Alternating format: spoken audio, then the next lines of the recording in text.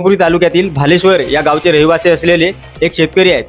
त्यांची सुद्धा एका ब्रह्मपुरीतील एका सावकाराने अशाच पद्धतीने त्यांची फसवणूक केल्याची घटना घडलेली आहे. आज आणि पोलीस प्रशासनाला तक्रार देऊनही वारंवार पाठपुरावे करूनही त्यांनी कोणत्याही पद्धतीची दखल या शेतकऱ्याच्या तक्रारीकडे घेतली नाही आणि याही प्रयत्न केला नसल्याचा आरोप आता सध्या आपल्या ब्रह्मपुरी तहसीलमध्ये दिसतोय. तालुक्यातील भालेश्वर या गावचे रहिवासी असलेले एक शेतकरी आहेत भीमरावजी उके. ते आज आपल्या सोबत आहेत. आज आपण जाणून घेऊया की कशा पद्धतीने त्यांची पिळवणूक करण्यात आलेली आहे. तर उकेजी, तुमची केव्हा फसवणूक झाली आणि कशा पद्धतीने तुम्हाला याचा त्रास सहन करावा लागला? सर, मला 2022 पासून हा सहन आहे की तो आपल्या ब्रह्मपुरीचाच आहे. तो व्यक्ती सूरज शेंडे यांनी मला ट्रॉलीचा आमिनूस दाखवून त्यांनी ती ट्रॉली विकत घेतली आणि तो त्या बँकेचे पैसे किंवा तो ट्रॉलीसुद्धा मला देत नाही आहे. याच्यासाठी मी वारंवार पोलीस स्टेशनमध्येही कंप्लेंट केली आहे. तर ते म्हणतात की हे क्रिएटिव्ह केस आहे, त्याच्यामधून तू वकिलाकडेच जा. मी काही वकिलाकडे जाऊ शकत नव्हतो सर. मला गरीब असल्यामुळे मी वकिलांची फीस भरू शकत नव्हतो. असा त्रास वगैरे दिला होता का? हो सर, ते बँकवाले माझ्या घरी आले होते जप्तीचा वॉरंट घेऊन.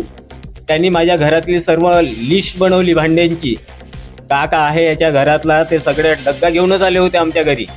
आणि ते डग्गा घेऊन आल्यानंतर ते आमच्या मागं तदागाच लावला होता की तू पैसे भर, नाही तर आम्ही हा तुझा सगळं सामान त्या डग्ग्यामध्ये मांडून घेऊन जातो म्हणून. त्यामुळे आम्हाला आम्ही साधे असल्यामुळे आम्हाला कुठून तरी ते पैशाची जुळवाजुळव करून किंवा काहीतरी गहाण ठेवून आम्ही ते पैसे जमा करून दिले त्यांना 20,000 रुपये. तेव्हापासून ते पुन्हा आम्हाला हेच नोटीस, आता पुन्हा आला आहे एक नोटीस 23 तारखेला तुमची जप्ती आहे म्हणून. त्याच्यामुळे मी हे प्रश्न, ते तुझी केस क्रिएटिव्ह आहे, तू पाहत बस कोणत्या तरी वकिलाले पकड. मी वकिलाकडे जाऊ शकत नाही कारण की माझ्याकडे तेवढा पैसा नाही वकिलाला द्यायचा.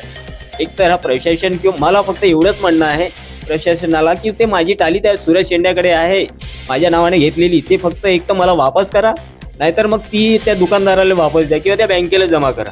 माझं दुसरा काहीच नाही म्हणणं. किती वेळ जरी सांगलो का ही ट्रॉली तुमची त्याच्याकडे आहे तर तुम्ही माझ्याबरोबर चला, पण हे बँकवाले सुद्धा माझी ऐकत नाही सर. तर त्याच्यामुळे काहीतरी याचा निर्णय लवकरात लवकर झाला तर बरा होईल. त्याच्यामुळे माझी मानसिक संतुलन खूप बिघडलेलं आहे.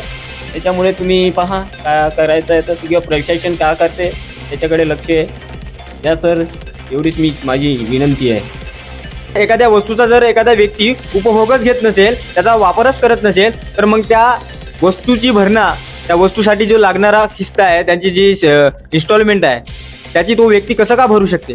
अरे एखादा सरळ आणि साधा शेतकरी आहे म्हणून त्या शेतकऱ्याला वारंवार त्याची पिळवणूक करणे, त्याचे शोषण करणे हे कितपत योग्य आहे?